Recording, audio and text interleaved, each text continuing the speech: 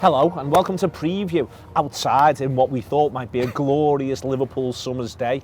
Instead, it is overcast and it is on the verge of being what I would describe as actively cold. With me, I've got Aston clutching a cup of tea for warmth between his hands prior to the two of us tomorrow go to Birmingham to see Liverpool face up against Aston Villa. We are almost contractually obliged for what to call them Steven Gerrard's Aston Villa. That's what everybody calls them. It's valid to call them that in the context before a game against Liverpool. Steven obviously is, amongst the very biggest Liverpool legends. You always want to see him do well.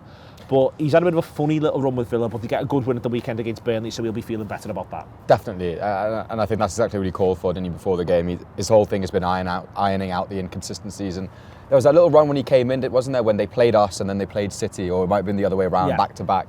And they only came out 1-0 in both of those games, and that is a little bit of a warning sign, I guess, to the Reds, and especially going to their place where they do get up for it. He's been able to harness that, I think, in the games that I've seen. It's a great crowd. It is a great crowd, and I've never been. I'm really looking forward to go. It's one of those stadiums that you do want to go and sort of tick off.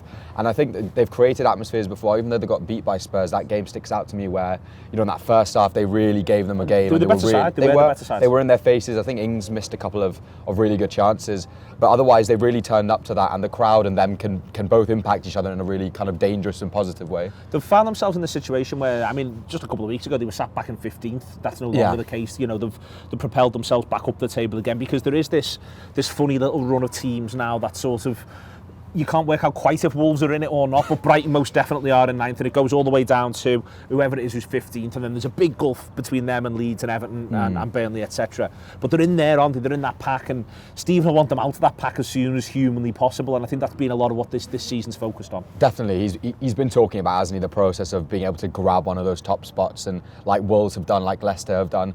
That's what he wants to emulate with this Villa side, and obviously that's going to take a bit of time, but this season I think it is about getting those results, and it's about having that in the bank for him to then show his players over the summer and go, look, we can do this, and with these next steps we can get to this stage. And I think Liverpool is always going to be a scout for any team, but I think especially for this Villa side in terms of what they want to do going forward and how they want to play football as well. I think that's a big thing with Gerrard. He does have a certain idea of what he wants his teams to do, and I think if he can imprint them a little bit in the big games and show the little bits of sort of evidence that they're making that progress, that would be huge. It's interesting you mentioned there that because this is the company that they're in. There's the sort of the classic big six, although Villa have been better statistically than Manchester United since Gerrard's been in charge. Not necessarily with the outcome and results, I hasten to add, but in the underlying numbers.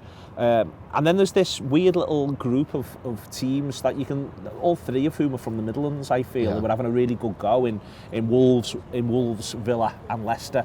We've all got a real determination, I think, to break that big six apart or turn it into a big seven or even a big eight. And it's interesting as this, because it's been a long time where there was no real sort of Midlands team that were a genuine contender for top half finishes in the Premier League, and now all of a sudden there's three. Definitely, and I think the difference with Villa is the fans and the club generally have that real belief that they're the biggest in the region.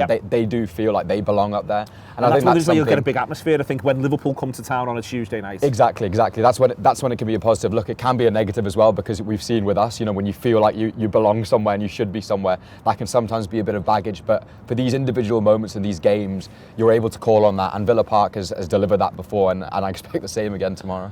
Last season when we went there, they beat us 7-2.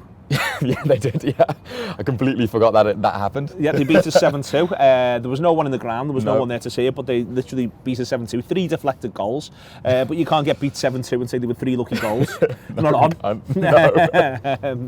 No. You've been beaten 7-2. We saw that day, though, for instance, players like Watkins know where the goal was. They had Grealish back then, they haven't now, but they've got McGinn. There's 2 or 3 before we get on to the obvious of footballers who are more than capable of putting a big performance in.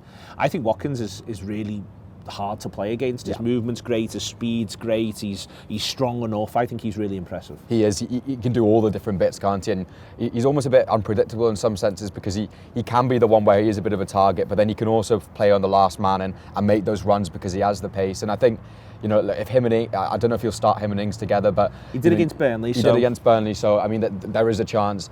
You do worry then there that those two can combine with the other players that they have. But I mean, again, like we've said this whole season with this Liverpool team, they've been able to sort of deal with whoever's put in front of them. Again, the Spurs game, you know, yes, they do get the goal and they had a couple chances, but other than that, you know.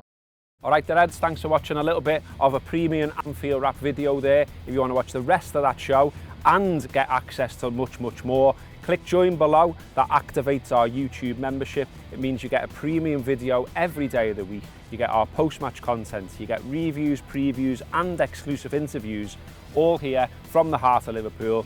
Follow us, follow them. Up the Reds.